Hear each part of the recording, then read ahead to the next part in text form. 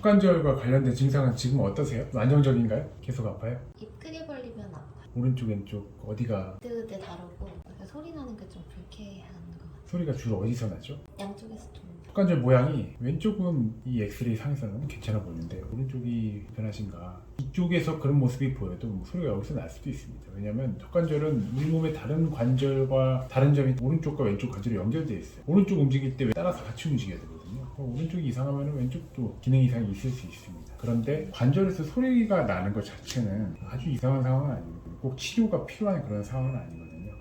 손을 이렇게 뚜둑뚜둑하면 소리가 나는 것처럼. 근데 그 소리의 빈도가 매번 손가락을 움직일 때마다 난다든지 그 소리가 나는 정도가 점점 빈번해진다든지 소리가 나는 걸 넘어서 기능상의 문제가 생긴다든지 손가락을 펴지 못한다든지 움직이지 못한다든지 무릎을 못 굽힌다든지 그러면 이거는 치료를 받아야 될 상황으로 우리는 생각을 하잖아요. 턱관절도 마찬가지입니다. 소리가 어쩌다가 가끔 나는 것 정도로는 꼭 이걸 치료를 받아야 될 상황으로 보지 않는데 턱을 무리하게 크게 벌린다든가 입을 크게 벌리는 거 관절의 기본 가동 범위를 벗어나서 늘리면 다른 관절들도 무리가 가잖아요.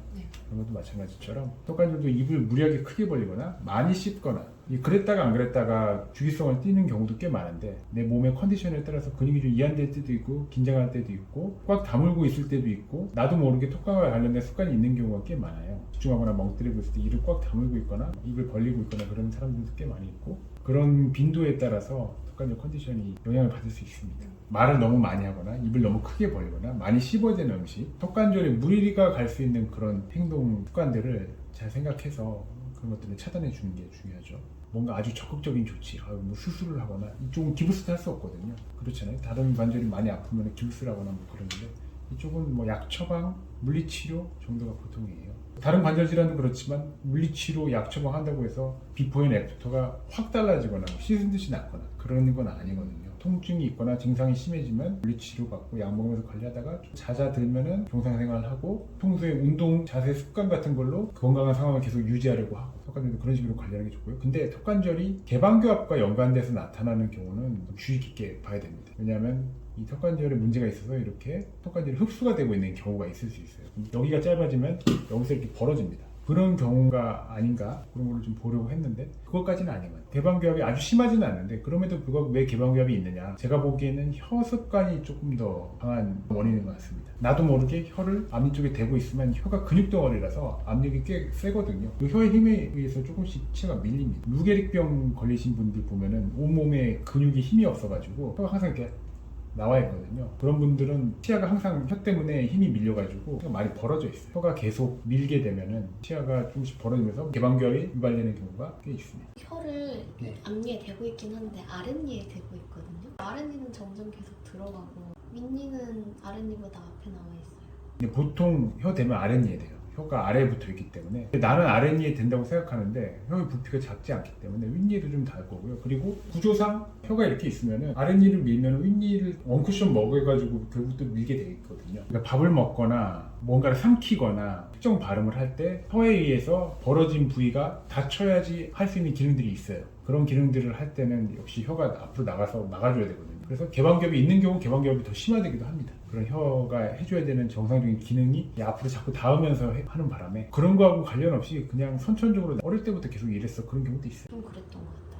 여기가 더 짧았어요. 예, 뭐 그러면 골격적인 경향 그런 것도 기여할 수 있습니다. 근데 골격적인 경향에서 여기 기여할 수 있는 거는 얼굴이 긴 얼굴형인 거, 발산형 얼굴형인 거, 아까 이런 식으로 된다고 했잖아요.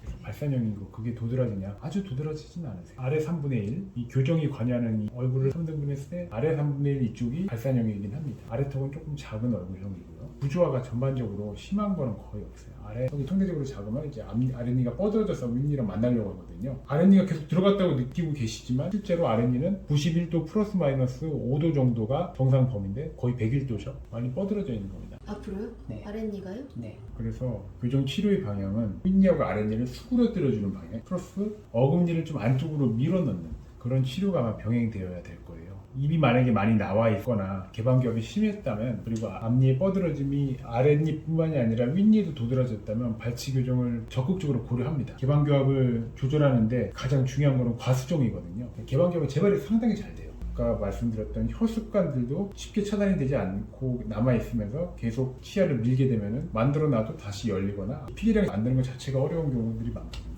재발이 잘 되기 때문에 많이 수정을 해놔야 되거든요. 재발될 거 생각해서 많이 수정하려면 공간이 많이 필요하고 그건 발치 교정으로 획득해야 되는 경우가 많은데 지금 이를 뺄 만큼 이가 많이 삐뚤지도 않으시고 입이 나와 있지도 않으셔요. 발치를 하는 이득이 별로 없어요. 이런 경우는 발치를 하고 싶지만 좀 비발치 쪽으로 생각을 많이 해야 됩니다. 이를 뺀다면 노출되어 있는 타락니 정도 이런 데 음식물 잘 끼고 관리 되게 어려울 거거든요. 얘만 써보면 모르겠는데 앞에 정상적으로 써야 되는 치아들도 방해를 하고 손바닥 모양으로 보여드렸던 이 얼굴형이 개방교합이 좀 더 개선이 되려면 닫혀야 되는데 큰 돌이 안쪽에 끼어 있으면 있을수록 닫히는 게 어려워지거든요. 타락니를 빼주는 거는 이 큰 돌 괴고 있던 거를 빼주는 그런 역할도 합니다. 그래서 이런 거는 타락니를 제거하는 게 좀 더 유리합니다. 발치 교정한다라고 할 때 뽑는 치아들은 이 앞에 치아들이거든요. 작은 어금니를 빼지는 않아도 될 것 같고요. 일단 나와 있는 거, 타락니 제거 정도. 교정 치료 기간은 보통 1년 6개월 안팎. 이런 개방교합인 경우에는 바깥으로 보이는 메탈 세라믹 장치들이 가장 많이 쓰입니다.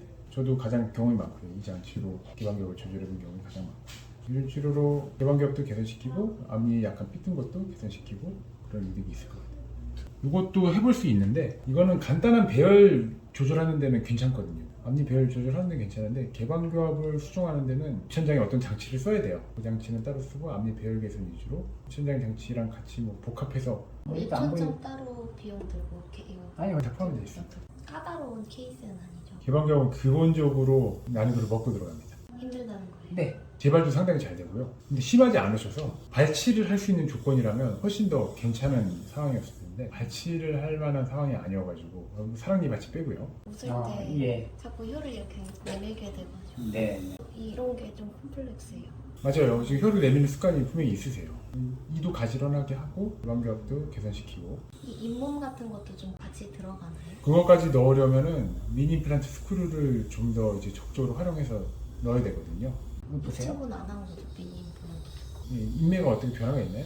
튀어나온 건 별로 안 바뀐 것 같아요. 입이 돌출감이 있다 없다는 입이 들어갔다 안 들어갔다 전후방적인 것도 변화가 있었을 때도 나타나지만 이 같은 위치라도 입이 네. 이렇게 벌어져 있는 거하고 다물어져 있는 것도 당연히 벌어져 있으면 돌출감이 좀 심하다고 느껴지거든요. 예, 그런 것들이 좀 개선이 됐어요. 개방교합은 웬만해선 스크류 씁니다. 입천장 장치 쓰고요. 아마 치료 중간에 썼을 겁니다. 이분도 치료 중간에 입천장 장치 썼고요.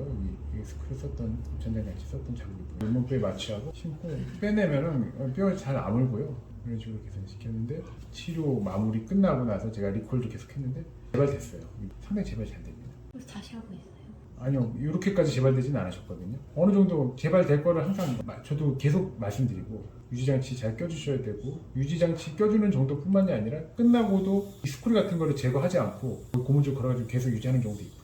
개방교합 정도는 거의 이 정도 수준이신 것 같아요. 별로 안 심하신 거. 이분이 입천장치 따로 쓰지 않았거든요. 그냥 치간 삭제만 해서 조이는 것만으로도 이렇게만으로도 피기량을 만들어줄 수 있었어요. 인중은 안 들어가요. 인중까지 넣으려면은 그걸 넣기 위한 다른 치료를 또 해야 돼요. 미니 임플란트 스크류를 여기 심어놓은 거를 이용해서 잡아당기는 치료를 또 해야 됩니다. 그것도 필요한지 치료 계획 그 진단 검사 때 문제 목록을 만들어 본다고 그랬잖아요. 네. 그 문제 목록 중에서 교정 치료로 해결 가능한 거를 치료 계획으로 제시한다고. 그래서 문제 목록에 입이 나왔는지 안 나왔는지 이런 것들도 스크리닝 할 겁니다. 보통은 이 삐뚤 거 피면서도 공이 팽창되면서 개방교합이 더 심화될 수도 있거든요. 그걸 막기 위해서라도 스크류 이용해서 뒤로 잡아당기면서 하긴 해야 돼요. 발치하지 않고 개방교합을 조절한다는 게 왜 어렵냐면은 뒤로 잡아당긴다는 건 돌을 안쪽으로 또 집어넣는다는 걸 의미하거든요. 그래서 너무 많이 집어넣으면 또 개방교합이 심화될 수 있어가지고 힘을 주는 방향을 잘 조절해야 됩니다. 그냥 뒤로 넣으면 안 되고 후상방으로 이렇게 넣는 치료 역학을 이용해야 되는데 쉽지 않죠.